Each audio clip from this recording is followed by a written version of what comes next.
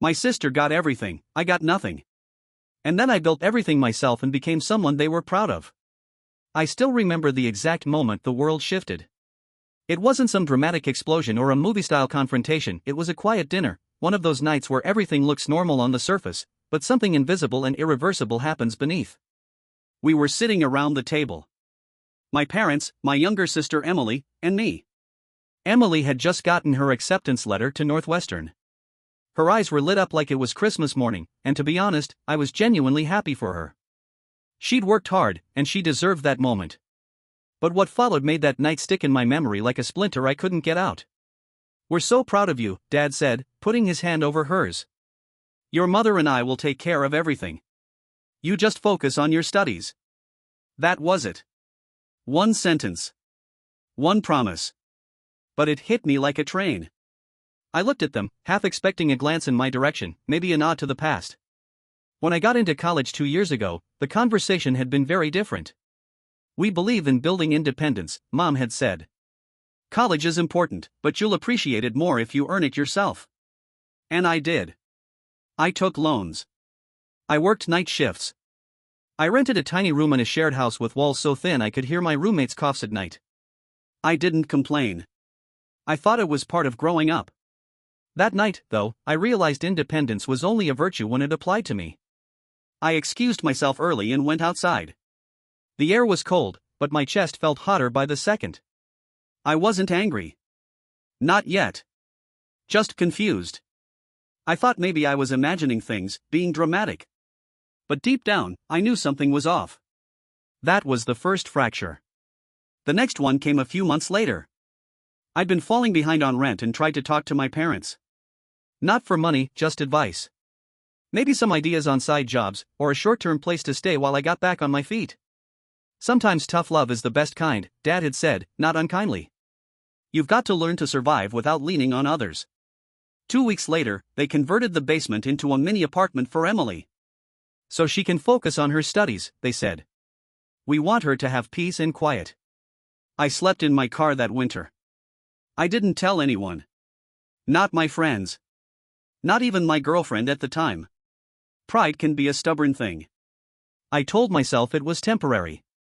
That things would even out eventually. That my parents were just trying to teach me something I'd understand later. But time went on, and the lessons kept coming, and they all felt like punishments. The final straw came one spring afternoon, about a year after I left college. I had to drop out when the debt became unmanageable. I'd taken on a second job in a warehouse to stay afloat and was visiting home for the first time in months, mostly out of guilt.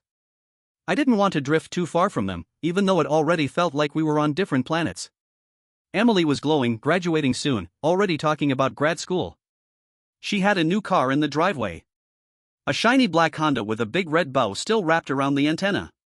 "A surprise gift," Mom said, beaming. I stood there in the hallway, holding the box of hand-me-down clothes I'd brought from my last move, and smiled like it didn't bother me. But it did. That night, I asked the question that had been burning inside me for years. Why did you help Emily so much more than me? The silence was deafening. My father's face tightened. My mother looked at the table. "It's not a competition," she finally said. "You needed to grow up faster. And we knew you could handle it." I left that night and didn't come back. They didn't stop me. I spent the next few years rebuilding. Renting rooms, taking freelance gigs, saving every cent I could. I stayed away from home, only exchanging occasional messages with Emily. She never gloated, but she didn't question it either. Then, slowly, things began to shift. Not with them, at least not yet. But with me. Because despite everything, something inside me refused to give up. After I left that night, there wasn't a dramatic falling out. No screaming match or ultimatums. It was more like the slow closing of a door that no one bothers to reopen. I moved into a friend's guest room for a few weeks, then found a room above a garage in a quiet part of town. The landlord was a retired vet who let me stay cheap in exchange for helping with odd jobs. Painting fences, fixing leaky pipes, mowing lawns, stuff I had no experience with but figured out along the way. I learned fast. I had to. At night, I'd come home from my warehouse job, wash up, and sit at the little fold-out desk in the corner, working online gigs, copywriting, data entry, even editing resumes. Some days I made $20, some days $200. It wasn't glamorous, but it kept me fed and housed. The hardest part wasn't the physical toll, it was the silence. My phone didn't ring. There were no holiday invitations, no "how are you doing" texts from my parents. I'd watch Emily post pictures of family barbecues, smiling with mom and dad under string lights and grilled corn. I wasn't even bitter anymore, just numb. I tried dating again. It never stuck. People sensed the walls I'd built around myself, the way I dodged questions about family. I didn't blame them. There was something damaged about me, like a shirt that looks fine from the front but has a tear you only see from the back. Eventually, I stopped trying to explain. I just worked. One night, after a double shift, I was sitting outside the warehouse eating a peanut butter sandwich when I got a call from Emily. That in itself was a surprise. She rarely called, and when she did, it was short and polite. But this time she sounded shaken. "Can I talk to you?" she asked. "Sure," I said, wiping my hands on my jeans. "What's going on?" "It's Mom and Dad. Something's off. I don't know how to explain it." I listened. She talked about missed mortgage payments, about Dad acting distant, about Mom saying strange things like, "We should have done things differently." "They're not telling me everything," she said. And suddenly, I felt something shift. I'd spent so long thinking I was the only one wronged, that I'd never considered they might fall too. But life has a strange way of balancing the scales. I drove over the next day. The house looked the same, but there was a quiet tension in the air. Like the walls had absorbed too many unspoken words. Dad wasn't there. Mom greeted me with a long pause, like she didn't know if she should hug me or not. Eventually, she did. Awkwardly. Like hugging a stranger. We sat in the living room. Emily made tea. No one said much at first. Then, finally, Mom spoke. "Your father's been making poor decisions. Financial ones. We had to refinance the house. Then there were some investments. He didn't tell me until it was too late. I just listened. I didn't gloat. I didn't say 'I told you so.' I think we made a mistake," she said, barely above a whisper. That's when the anger hit me, not just at them, but at the whole situation. The unfairness. The wasted years. The nights I'd gone hungry while they'd planned vacations. And now they were realizing they weren't invincible. I left without saying much. I couldn't process it all yet. Over the next few weeks, I tried to get back to normal, but something had changed. I couldn't stop thinking about their regret, about how they'd built a castle for one child and left the other in the cold, and now the foundation was cracking. And I couldn't decide what bothered me more, that they were finally suffering, or that part of me wanted to help them anyway. Because somewhere deep down, I still wanted to be seen. The thing about resentment is that it doesn't just disappear when you hear the word sorry, especially when that word never actually comes out of anyone's mouth. In the weeks after I visited my parents' house, I tried to bury myself in work again. But something had changed. I was distracted. Unsettled. It was like a door I had boarded shut had suddenly cracked open just enough to let the past leak through. Memories. Emotions. Questions I'd never dared to ask. Why wasn't I enough? Why was independence celebrated for me but treated like a burden for Emily? Why did they only realize what they had done once things started falling apart? Emily called again. She wanted to meet for coffee. I agreed, reluctantly. I knew she wasn't the enemy. But I also knew that, in her comfort, she had never needed to understand my suffering. That's the thing about being on the favored side, you rarely look over the fence. We met at a small cafe downtown. She was already there, sipping tea, a concerned look etched into her face. No makeup, tired eyes.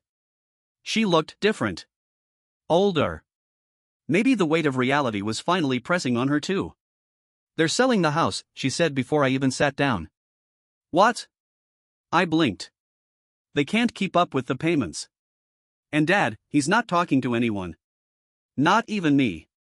He's embarrassed, I think." I leaned back, watching her. "Why are you telling me this?" She hesitated. "Because I think they need help. Real help. And I know it's unfair to ask you, but you're the only one who might be able to." "To what? Bail them out?" I asked, sharper than I meant to. "After everything?" She looked away. "I'm not asking you to fix everything. I'm just asking you to talk to them. Maybe get some closure." "I don't know." Closure. That was a funny word. People throw it around like it's a door you can just choose to close. But some doors don't close. They stay cracked open, whispering at you in the middle of the night. I didn't commit to anything then. Just nodded and left. But that night, I couldn't sleep. I sat at my desk staring at the screen, the cursor blinking like it was daring me to make a decision. And slowly, almost reluctantly, I pulled up my savings spreadsheet. Years of grind, late nights, skipped meals. I'd finally built a cushion enough to start a business I'd been dreaming of for years. Something real. Something mine. And now, that dream was being weighed against the very people who once told me I had to do it all alone. The next day, I drove back to the house. Mom answered the door again. This time, she looked like she'd been crying. Her voice was hoarse, like she'd been yelling or maybe just breaking inside. "Is he here?" I asked. She nodded. "In the garage." The garage. The same one I used to be told to stay out of. "That's your father's space," they'd say, as if it were sacred. I walked out and found him sitting on a folding chair, staring at the floor. No beer, no tools, just silence. When he looked up, there was something in his eyes I hadn't seen since I was a kid. Vulnerability. "I screwed up," he said. I didn't reply.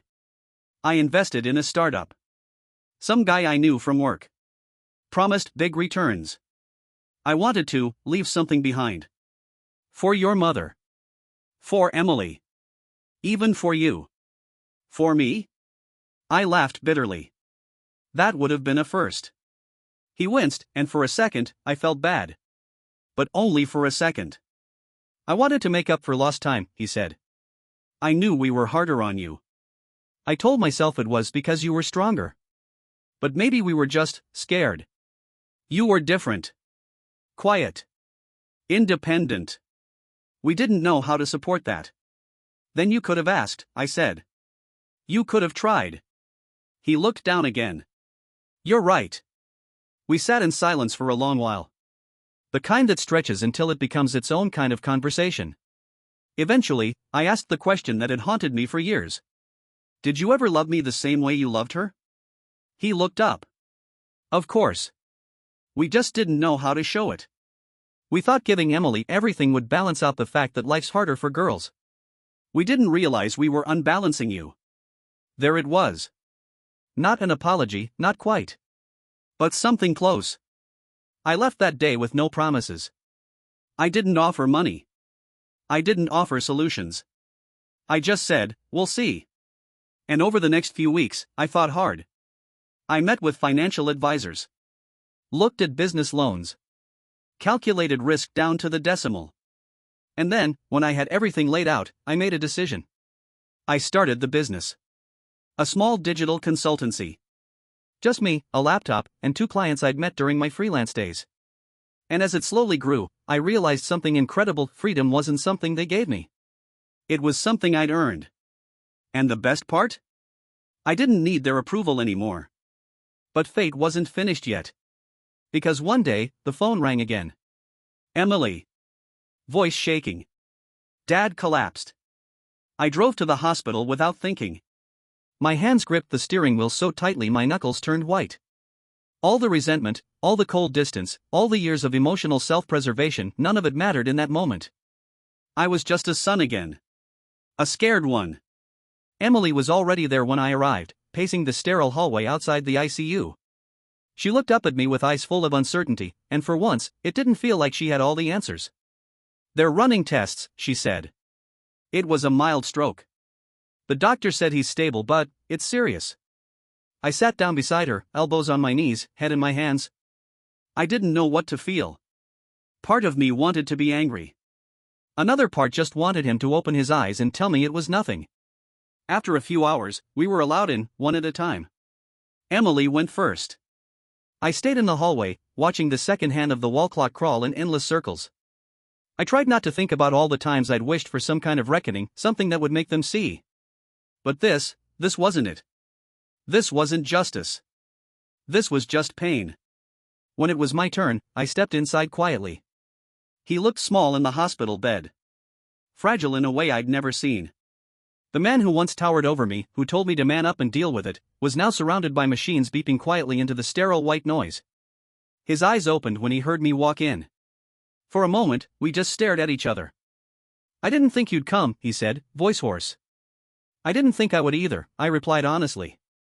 There was a long pause. Then he smiled, a crooked, tired smile that barely reached his eyes. "I had this dream," he said. "You were speaking at some big event. Wearing a suit. People were listening. Really listening. I remember thinking, that's my son. I didn't know what to say." "You've done well, haven't you?" he asked. "I'm getting there," I said. "I started my business." He blinked slowly. "That's good. I knew you would." It hit me then how strange it was, how a lifetime of conversations we should have had were all trying to pour out now, in this cold room, with the clock ticking louder than it should. I was angry for a long time, I admitted. Still am, some days. You had every right to be. I didn't expect that. I looked at him. He met my gaze, and for the first time, I saw no pride. No ego. Just a man who knew he'd failed in ways that couldn't be undone. "I thought I was teaching you strength," he said. "But all I taught you was how to be alone." That broke something in me. I sat beside him, hands folded, unsure what to do with this moment. I wasn't ready to forgive him. But I wasn't ready to lose him either. Over the next few days, I stayed. Helped Emily coordinate things. Talked to the doctors. Mom hovered in the background, quieter than I'd ever seen her. There was no fire left in her, just exhaustion. We were a broken little triangle, orbiting the bed of a man who used to hold the center of it all together. One evening, Emily and I stood outside the hospital under the dull orange glow of a parking lot lamp. "I'm sorry," she said suddenly. "For not noticing sooner. For being part of it, even if I didn't mean to." I looked at her. "It wasn't your fault. You didn't know." "I should have," she whispered. "You were right there. Struggling. And I was too busy living in comfort to see you drowning." We stood in silence for a while. "I think he really regrets it," she said. "I know. And you? Do you?" I thought about it. About the loneliness, the anger, the cold winters in my car. But also about the man I'd become because of it all. "Sometimes," I said. "But I'm learning how not to." She smiled then. Not the polished, picture-perfect smile she used for social media. But a real one. Sad. Honest. After Dad was discharged, he came home to a different house. Smaller. A 2-bedroom condo they'd downsized into during the financial mess. The big house, the one they'd refused to let me come back to when I needed it, was gone. And strangely, I didn't feel vindicated. I just felt older. I helped them move in. Unloaded boxes. Installed Wi-Fi. Fixed a leaky faucet. Small things. Quiet things. No one said much, but there was a mutual understanding and acknowledgement of damage done and a desire, however late, to start patching the holes. One day, as I was leaving, Dad called out to me from the couch. "I'm proud of you, son. It didn't fix everything. But it was a start." A year passed. It wasn't some cinematic redemption arc. My father didn't suddenly become warm and expressive. My mother didn't fall to her knees in apology. Emily didn't rewrite history. But things changed in small, quiet ways I hadn't expected but had always hoped for, somewhere deep down. We weren't a happy family. But we were a healing one. My business grew faster than I expected. What started as a one-person operation became a small team of 6. We got an office space, tiny, but ours. I hired a couple of guys I used to work with at the warehouse, gave them a shot the way no one ever gave me one. That felt good. Better than the paychecks, better than the stability. It felt like justice in its purest form, not revenge, but creation. I didn't cut my parents out of my life, but I didn't rush back into it either. I visited on holidays. Helped with errands. Spoke more with Emily than with either of them, and she became the unexpected bridge between 2 timelines of my life, the before and after. One crisp autumn afternoon, as I was packing up after a long day at work, I got a call from my mom. "You busy?" she asked. "Kind of." "What's up?" "There's a letter here. From your old college." I paused. "What kind of letter?" Looks like something from the alumni office. Maybe a donation request? I almost laughed. They want money from a dropout. That's rich. There was a pause. You know. I never really asked what happened. Back then. When you left. You didn't have to ask. You knew. I guessed, she said quietly. I just didn't want to face it. I leaned back in my chair. The office was empty, quiet except for the soft hum of the HVAC. It's in the past now, I said. No, it's not, she said, voice trembling. We still live in it, don't we? I didn't know how to respond. Maybe she was right. She continued. I've been thinking about the money we spent on Emily. The car. The apartment. The tuition. And how we told you to stand on your own. I stayed silent. I wish we could go back. I wish we had done better. It wasn't the apology I used to dream of. But it was enough for me now. You did what you thought was right, I said. It wasn't. But I survived. You didn't just survive, she said. You became something. All on your own. I don't think we deserve to be part of that story. But I'm grateful you're still here. The line went quiet for a few seconds before she hung up. I stared at my phone for a long time after that. Later that week, I found myself on campus. I'd driven past the college a dozen times over the years but never stopped. That day, I parked the car and walked the grounds. It looked the same: tall brick buildings, rustling leaves, students rushing between classes. But it felt different. Smaller somehow. Less intimidating.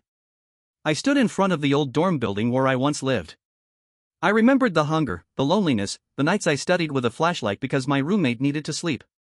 I remembered thinking, someday, this will all mean something. And it did. I didn't become rich. I didn't become famous. But I became me, something strong and resilient and quietly defiant. And in the end, that was worth more than anything they could have given me. I returned to my car, drove home, and sat down to write something I hadn't written in years, a letter to my parents. Not out of duty, or guilt, or even obligation. Just truth. Dear Mom and Dad. I don't know where we go from here. I don't expect things to ever be perfect. But I've stopped needing perfect. What I need, what I built, is peace. You made mistakes. You hurt me, even when you thought you were helping. But I'm still standing. I've learned to forgive without forgetting. To move forward without pretending nothing happened. And most importantly, I've learned to live for myself. Thank you for giving me life. Even if you didn't know how to support it at first. Your son. A few months later, Dad attended my first public speaking gig. It was a business workshop for young entrepreneurs, mostly college dropouts and blue-collar workers with big dreams. He sat in the front row. Afterward, he walked up, shook my hand like he would a stranger, and whispered, "You've come farther than I ever dreamed." I smiled. I'm just getting started. Thank you for watching the video. Like it if you watched the video to the end and don't forget to subscribe. Have a nice day.